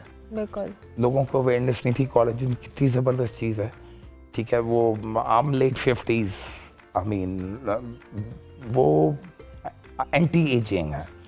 देखिए, एस्ट्रोजन लेवल बढ़ जाता है बंदे का, जो कि आपको एजिंग की तरफ ले जाता है। सही। आप कोलेजन यूज़ करेंगे तो वो गिर जाएगा। अच्छा, कई लोग, मैं इस चीज़ को भी मेंशन करना चाहता हूँ, देखें ये चीज़ें थोड़ी सी महंगी होती हैं, not everybody can afford it. 80% of Pakistani population is agricultural. Not everybody can go and buy a protein powder for, supplements and stuff like that. Natural collagen, मुर्गी के पंजे नहीं होते जो, उन पंजों को बॉयल करके, it might look weird to you when you see the पंजा, but उसको आप बॉयल करके आप पीते हैं तो वो नेचुरल कोलेजन है, ठीक है। तो दे आर, हर चीज़ का अल्टरनेट। कई लोग कहते हैं जी ये चीज़ें महंगी हैं। पोटेशियम लेना है, केले खा लो 3 केले खा लें आप, 4 केले खा लें, 5 खा लें, कोई नुकसान नहीं है। बिल्कुल सही। तो अल्टरनेट हर चीज़ का। इन द एंड हमारे प्लेटफॉर्म से regarding fitness anything you want to add? देखें, मैं बहुत मेरी एक हॉबी है, मेरा एक पैशन है। इस चैनल का मैं शुक्रगुजार हूँ, पब्लिक न्यूज़ का, कि इन्होंने मुझे इनवाइट किया, मुझे बुलाया, और मुझे खुशी मिलती है कि मैं अपनी आवाम को जब देखता हूँ कि शुगर हो गई, ब्लड प्रेशर हो गया, एज 35-40 और इन चीज़ों से गुजरे होते हैं तो तकलीफ़ होती है। बिकॉज़ मैं इस जगह पे पैदा हुआ हूँ, बड़ा हुआ हूँ, तो मैं चाहता हूँ कि अगर मैं 57-58 कैसे लग सकता हूँ, तो हर बंदा मुझसे बेहतर लगे। तो the thing is just eat proper, अपने आप को देखें, ये आपका जिस्म आपका एक टेम्पल है, अल्लाह ताला ने आपको गिफ्ट दिया हुआ है, तो इसको अब्यूज़ ना करें, इसकी रिस्पेक्ट करें। इसकी रिस्पेक्ट ऐसे होगी कि आप इस पर तवज्जो देंगे। वो बड़ा घर, बड़ी गाड़ियाँ, नौकर चाकर, आप उस वक्त उनको एंजॉय कर सकेंगे जब आपका जिस्म आपको इजाज़त देगा। तो प्लीज़ अपने आप की अपनी तरफ तवज्जो दें। आपकी तरफ आपने ही तवज्जो देनी है और किसी ने नहीं देनी। थैंक यू वेरी मच, बहुत शुक्रिया जी। मलिक मज़हर रहमान हमारे साथ मौजूद थे, फिटनेस एक्सपर्ट, फिटनेस के हवाले से बात कर रहे थे। हम ब्रेक लेंगे, ब्रेक के बाद वापस आएंगे।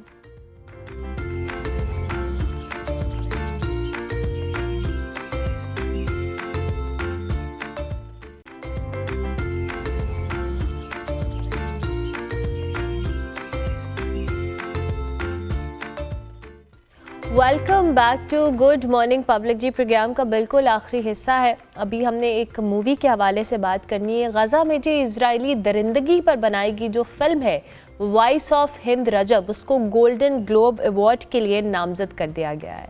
ये 6 साला फ़लस्तीनी बच्ची हिंद रजब की मौत की हकीकी कहानी को बयान करती है, जो 29 जनवरी 2024 को इजरायली हमले के दौरान हिंद अपने अहले खाना के साथ गाज़ा सिटी से फ़रार होने की कोशिश कर रही थी। फिल्म में वो असल ऑडियो भी शामिल है जिसमें हिंद रेड क्रेसेंट को मदद के लिए कॉल कर रही है। 3 घंटे तक मदद के लिए पुकारने के बावजूद शदीद फायरिंग की वजह से इमदादी टीम नहीं पहुंच सकी, जिसके नतीजे में जो हिंद है, 2 पैरामेडिक्स है और 6 अहले खाना जब भाग हो गए थे। वॉइस ऑफ हिंद रजब को कबल अज़ीर रवा साल वीनस फिल्म फेस्टिवल में silver lion grand jury prize भी मिल चुका है और उस दौरान जो रिकॉर्ड 24 मिनट तक हाजरीन जो है फिल्म के मौजू हो, मरकज़ी किरदार, उसको खराज तहसीन पेश करने के लिए खड़े भी रहे। स्टैंडिंग ओवेशन मिला, तालियां बजाते रहे। ये फिल्म की पहली नुमाइश थी जिसने शायकीन को समहाउ बड़ा इमोशनल भी किया और इस मूवी के हवाले से हमने सोचा कि आपको बताया जाए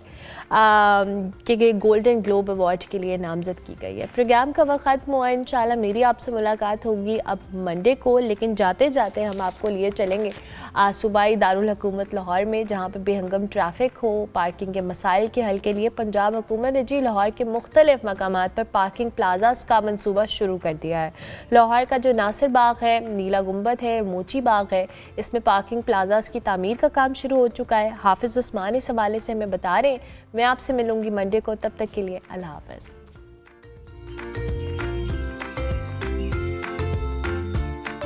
अस्सलामुअलैकुम नाजरीन, सुबह व खैर। आप देख रहे हैं गुड मॉर्निंग पब्लिक जी। तो नाजरीन, अगर बात की जाए शहर लाहौर में तो ट्रैफिक के बहुत ज़्यादा मसाइल थे और पार्किंग का बहुत ज़्यादा इशू था। तो पार्किंग के मसाइल को ख़त्म करने के लिए गवर्नमेंट ऑफ पंजाब की जानिब से शहर लाहौर में नए पार्किंग प्लाजाज़ की तमीर का जो मंसूबा है वो शुरू किया गया। इस वक्त मैं मौजूद हूँ नासिर बाग के मकाम पर। यहाँ पर हुकूमत पंजाब की जानिब से पार्किंग प्लाजा की तमीर का जो मंसूबा है वो शुरू किया गया। बाकायदा तौर पर नीला गुंबद के मकाम पर भी पार्किंग प्लाजा की तमीर का मंसूबा शुरू किया गया। इस पर महकमा टीपा लाहौर जो है वो बाकायदा तौर पर वर्किंग कर रहा है। आप मेरे अकब में देख सकते हैं कि जो टीपा हुकाम की जानिब से पार्किंग जो प्लाज़ा है उसके मंसूबे की तमीराती जो काम हैं वो बाकायदा तौर पर शुरू कर दिए गए हैं। बाकायदा तौर पर जो इसके अंदर प्लांट्स थे, जो नासिर बाग के अंदर दरख्त थे, उनकी बाकायदा तौर पर उनको शिफ्ट किया गया है और उनकी शिफ्टिंग के बाद जो है वो इधर काम शुरू कर दिया गया है। इस वक्त हमारे साथ इस पर बात करने के लिए चीफ़ इंजीनियर टीपा लाहौर इकरार हुसैन साहब मौजूद हैं। उनसे जानने की कोशिश करेंगे कि वो क्या कहेंगे कि लाहौर में जो सबसे बड़ा ट्रैफिक का मसला था और पार्किंग का मसला था, उसके हल के लिए हुकूमत पंजाब ने एक बड़ा मनसूबा जो है वो शुरू किया है। सर, बहुत शुक्रिया आपका। सबसे पहले मुझे ये बताइएगा कि गवर्नमेंट ऑफ पंजाब की जानिब से ये जो पार्किंग का मसला हल करने के लिए नासिर बाग में, फिर नीला गुंबद में और टिलिंटन मार्केट में भी शुरू किया जाएगा इस पर काम, तो क्या कहेंगे सर?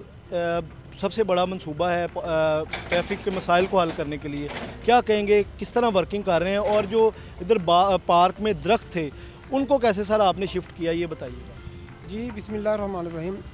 मैं सब पहले इसका इंट्रोडक्शन करवाता हूँ प्रोजेक्ट का। बेसिकली ये पूरा जो इंटीग्रेटेड एरिया है ना, इस सारे एरिए के जो पार्किंग के जो मसाइल है ना, उनको हम रिजॉल्व कर रहे हैं। मतलब इस तरह नहीं है कि सिर्फ एक पार्किंग बना रहे हैं, ये हम कोई 3 पार्किंग इस एरिया के अंदर बना रहे हैं जो इस पूरे एरिया के पार्किंग के मसाइल को हल करेगा और जिसकी वजह से ट्रैफिक कंजेशन में रिलीफ मिलेगा। एक नीला गुंबद है, नंबर 2 पे हमारे ये आ जाता है अपना नासर बाग आ जाता है, और तीसरा जो है वो टुलिंटन मार्केट आता है। अब नीला गुंबद भी आपने देखा है, वहाँ पे बड़ा तेज़ी से काम शुरू है, वहाँ 3 बेसमेंटें बनेंगी, और यहाँ पर भी अल्हम्दुलिल्लाह काम शुरू है और यहाँ पे जो है 2 बेसमेंटें बननी हैं।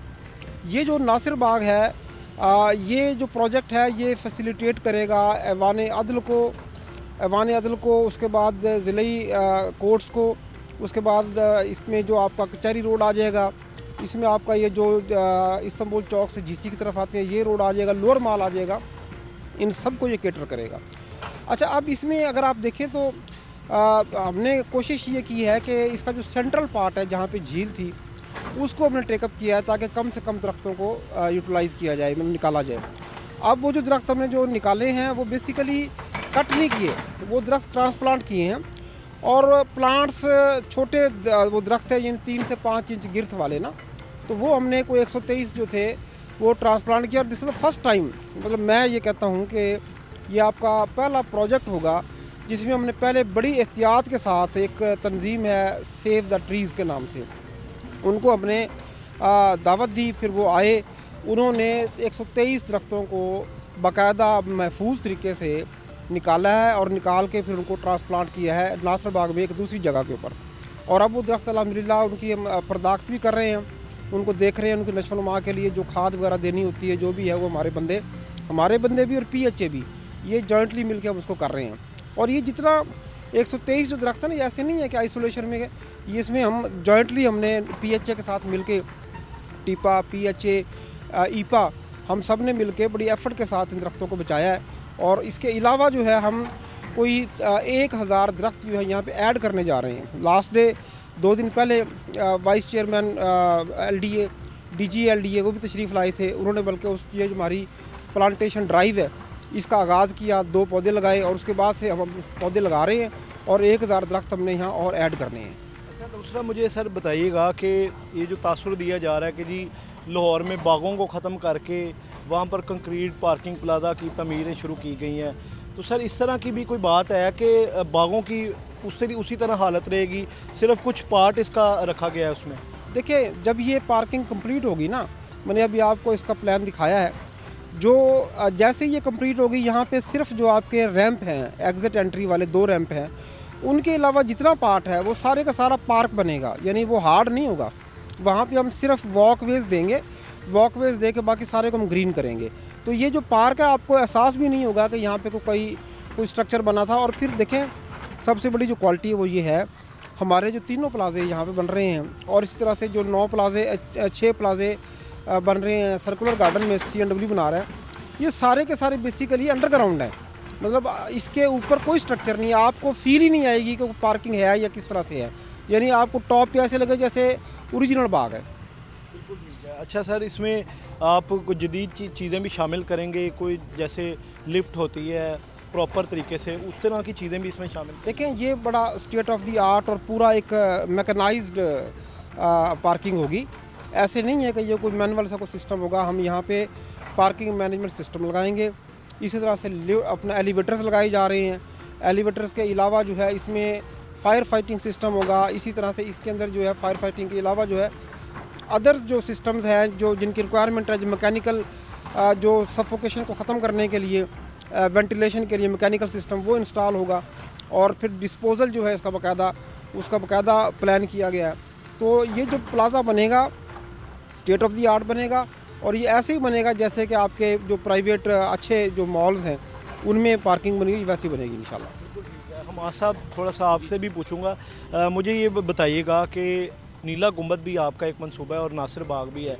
चीफ साहब ने तो बताया कि नासिर बाग में कोई दरख्तों का नुकसान नहीं किया गया और प्रॉपर तरीके से शिफ्ट कर दिया गया। मुझे ये बताइएगा कि कितने लोग इससे फ़ायदा उठा सकेंगे इस पार्किंग प्लाजा से, क्योंकि अगर देखा जाए तो साथ ही आपकी GC यूनिवर्सिटी है, माल रोड है और कचहरी इसको लिंक करती है, तो आप क्या समझते हैं कि कितने लोग इससे मुस्तफ़ीद हो सकेंगे? ये 24 आवर्स की फैसिलिटी है तो ये कम से कम एक वक्त में 300 से ज़्यादा गाड़ियाँ यहाँ पार्क हो सकती हैं, कारें, और 500 से ज़्यादा बाइक्स होंगी, और ये मूवमेंट लोगों की आते जाते लगी रहेगी। और ये मतलब कि अगर आप वैसे देखें तो ये कई गुना ज़्यादा जो नंबर एक हम एक टाइम का दे रहे हैं आपको, ये पीक आवर्स को कैलकुलेट करके जो पार्किंग डिज़ाइन की गई है, तो ये इस लिहाज से लोग मुस्तफ़ीद होंगे इंशाल्लाह। जो अब आप आजकल इर्द गिर्द रोड्स पे पार्किंग देख रहे हैं वो काफ़ी हद तक वो ख़त्म हो जाएगी।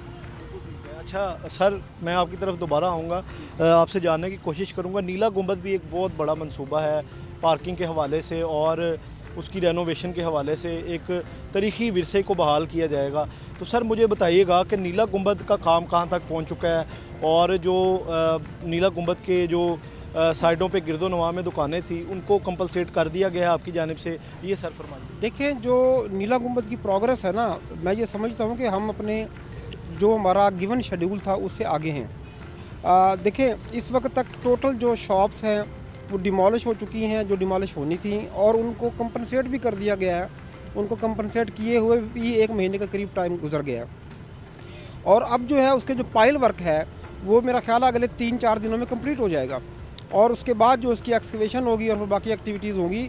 और मोर ओवर जो है आपका जो नीला गुंबद है उसकी जो रेस्टोरेशन है, कंजर्वेशन, उसके ऊपर भी काम शुरू कर दिया गया है। वर्ल्ड सिटी ने वहाँ पे बाकायदा उसको टेकअप कर लिया है और काम वो अपना कर रहे हैं उसको कंजर्व करने के लिए। बहुत शुक्रिया सर, मेरे साथ मौजूद थे चीफ इंजीनियर टीपा लाहौर और टीपा के डायरेक्टर हमाद साहब मेरे साथ मौजूद थे। उनकी गुफ्तगू आपने सुनी।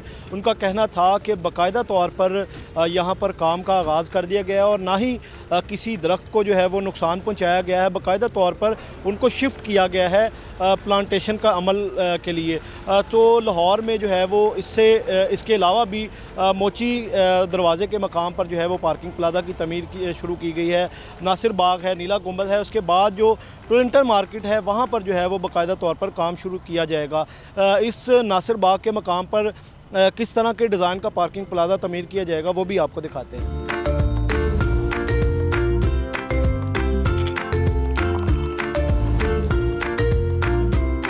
जी नाज़रीन, लाहौर में पार्किंग के मसाइल को हल करने के लिए जो parking plaza government of Punjab की जानिब से शुरू किए गए हैं, नीला गुंबद के मकाम पर जो है वो पार्किंग प्लाजा की तमीर शुरू की गई है और नासिर बाग के मकाम पर तमीर शुरू की गई है। इस वक्त मैं नासिर बाग के मकाम पर ही मौजूद हूँ। मेरे अकब में मेरा कैमरामैन इमरान सिद्दीकी अगर आपको दिखा सके तो जिस जगह पर मैं खड़ा हूँ वहाँ पर एक फाउंटेन था, जो एक तारीख़ी जिसको फाउंटेन कहा जाता है, जो बाग का हिस्सा था। उस फाउंटेन के एरिया को ख़त्म करके उस एरिया के ऊपर जो है वो उस पार्किंग प्लाजा की जो है वो तमीर की जाएगी।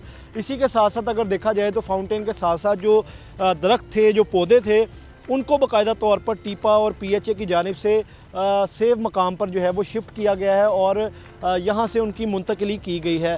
अगर देखा जाए जो मिसमार हुआ है एरिया, उसके साथ ही अगर देखा जाए तो जो दरख्त रह गए हैं वो भी जो है वो अभी तक महफूज हैं और उनको भी टीपा हुकाम की जानिब से कहा जा रहा है कि इनको भी सेफ़ मकाम पे जो है वो शिफ्ट किया जाएगा। तो बाकायदा तौर पर काम का आगाज़ जो है वो शुरू कर दिया गया है।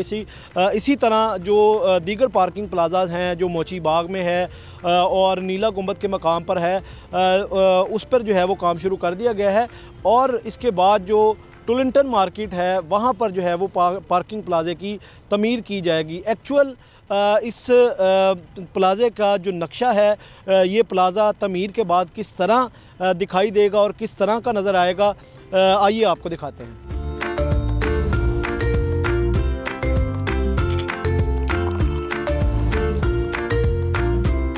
जी बिल्कुल, बात कर रहे हैं नासिर बाग पार्किंग प्लाजा की। तो पार्किंग प्लाजा का जो एक्चुअल नक्शा है, जो एक्चुअल किस तरह का दिखेगा, आप देख सकते हैं। मेरा कैमरामैन इमरान सिद्दीकी अगर आपको दिखा सके तो ये नासिर बाग का नक्शा जो है वो बनाया गया है। नासिर बाग में ये जो रोड आपको नज़र आ रही है, इस रोड के मुताबिक जो है वो पार्किंग प्लाजा को रोड लिंक की जाएगी और बाकायदा तौर पर यहाँ पर 256 कार्स और 510 मोटरसाइकिल जो हैं वो उसकी कैपेसिटी जो है वो रखी जाएगी।